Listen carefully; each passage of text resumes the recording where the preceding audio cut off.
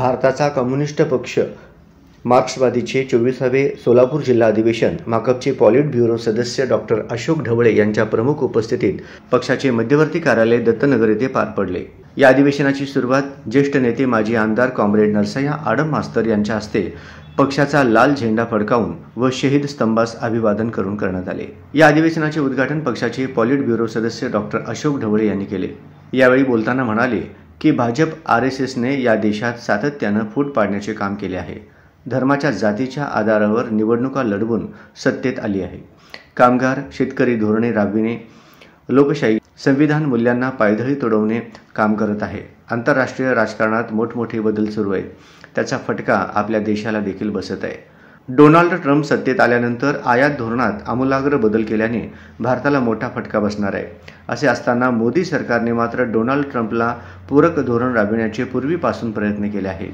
त्यामुळे या धोरणाला विरोध करीत धर्मनिरपेक्ष लोकशाही संविधान मूल्यांना मानणाऱ्या जनतेची एकजूट आपल्याला उभी करावी लागणार आहे।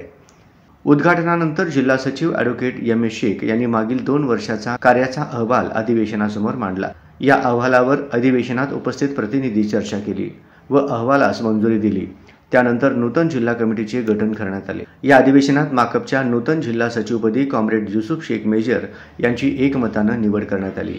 या अधिवेशनास निरीक्षक म्हणून राज्य सचिव मंडळ सदस्य डॉक्टर अजित नवले आणि कॉम्रेड सुनील मालसरे यांची विशेष उपस्थिती होती। त्यांनी या अधिवेशनास मार्गदर्शन केले। हे अधिवेशन चालवण्यासाठी विविध समितीचे गठन करण्यात आले होते। अध्यक्ष मंडळ comrade Nasima Shaikh, comrade Rangappa Mareddy, comrade Sunanda Balla, minutes committee comrade Datta Chavan, comrade Abraham Kumar, Mallesham Karampuri, तर credential committee advocate Anil Vasam, Kishore Mehta, Amit Manchale यांनी काम पाहिले। श्रद्धांजली प्रस्ताव कॉम्रेड इलियास सिद्दीकी यांनी मांडले।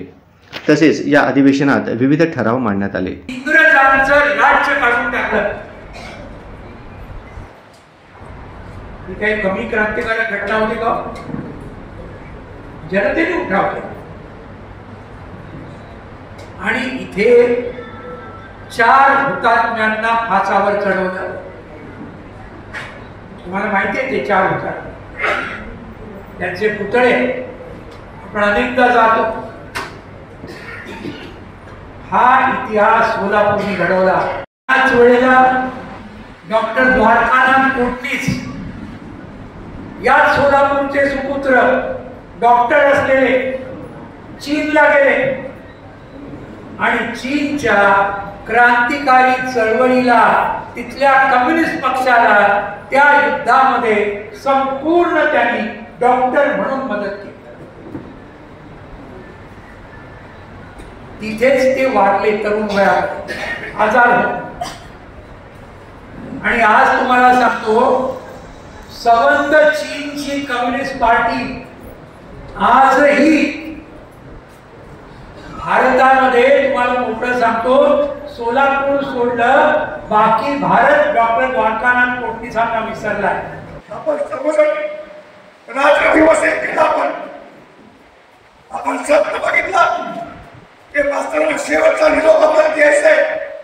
त्यांच्या राजकीय जीवनातला शेवटचा निरोप म्हणजे त्यांना आपण आमदार करू, म्हणून आपण सर्वजण रात्रभर या ठिकाणी कष्ट केला, दिवस कष्ट केला आपण, परंतु ती इच्छा आपण या ठिकाणी त्याची पूर्ण करू शकली। तुम्हाला मनामध्ये अत्यंत खेद तुमच्या पार्टीचा होता तो पुन्हा एकदा आपण आणूया। तुम्ही आणाल, ती ताकद तुमच्यामध्ये आहे, ती क्षमता तुमच्यामध्ये आहे।